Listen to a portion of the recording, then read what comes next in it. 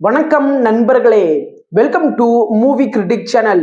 இன்னைக்கு நம்ம பார்க்க போற சீரீஸ் ரீசெண்டா நெட்ஃபிளிக்ஸ்ல தமிழ் டப்பிங்கோட ஒரு கொரியன் டார்க் ஃபேண்டசி ஹாரர் சீரீஸா வெளிவந்திருக்கிற த ஈஸ்ட் பேலஸ். 8 எபிசோட்ஸ் உள்ள இந்த சீரீஸ் நம்மள எந்த அளவுக்கு பயமுறுத்துனுச்சு, வாங்க ரிவ்யூக்குள்ள போலாம். கதை அப்படின்னு பார்த்தா, ஒரு அரச குடும்பத்துல தொடர்ந்து இளவரசர்கள் மர்மமா இறந்து போறாங்க. இத செய்யறது ஒரு குளத்துல இருக்கிற ஆவியோட சாபம் அப்படின்னு எல்லாருமே நம்புறாங்க.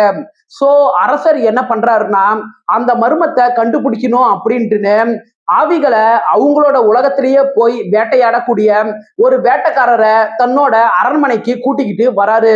அவருக்கு உதவியா இருக்க ஆவிகள் பேசுறத கேட்கக்கூடிய சக்தி படைச்ச தன்னுடைய பொண்ணை அவருக்கு உதவியா வைக்கிறாரு. இவங்க 2 பேரும் சேர்ந்து விசாரணை செய்யும் போது இது ஆவிகள் சம்பந்தப்பட்ட விஷயமா மட்டும் இல்லாம அரச குடும்பத்தோட ரகசியம் சம்பந்தப்பட்ட விஷயமாவும் இருக்கு.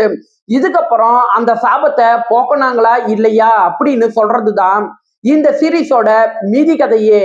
பாசிட்டிவ் அப்படின்னு பார்த்தா, இந்த சீரீஸோட பெரிய பலம் விஷுவல் குவாலிட்டி. ஒரு ஹை பட்ஜெட் மூவி பார்த்த ஃபீல இந்த சீரீஸ் நமக்கு நல்லாவே கொடுக்குது. சீரீஸ்ல வர ஆவிகளோட உலகம், விஎஃப்எக்ஸ், பேக்ரவுண்ட் ஸ்கோர், லைட்டிங் இதெல்லாம் நல்ல தரமாவே இருக்குது. இந்த சீரீஸ்ல ஹீரோ ஹீரோயின் இவங்க கதாபாத்திரத்துல நடிச்ச நடிகர்கள் நல்ல நேச்சுரலா நடிச்சிருக்கிறாங்க. அவங்க வரக்கூடிய காட்சிகள் நல்ல எமோஷனலா இருக்குது.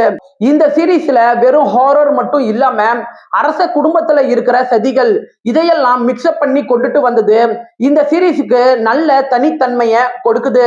இந்த சீரீஸ்ல வர ஆக்ஷன் காட்சிகள் மற்றும் ஹீரோ ஆவிகள் உலகத்திலேயே போய் ஆவிகளை வேட்டையாடுற காட்சிகள் இதெல்லாம் ஃபாஸ்ட் பேஸ்டாகவும் பவர்ஃபுல்லாகவும் நல்லாவே இருக்கு.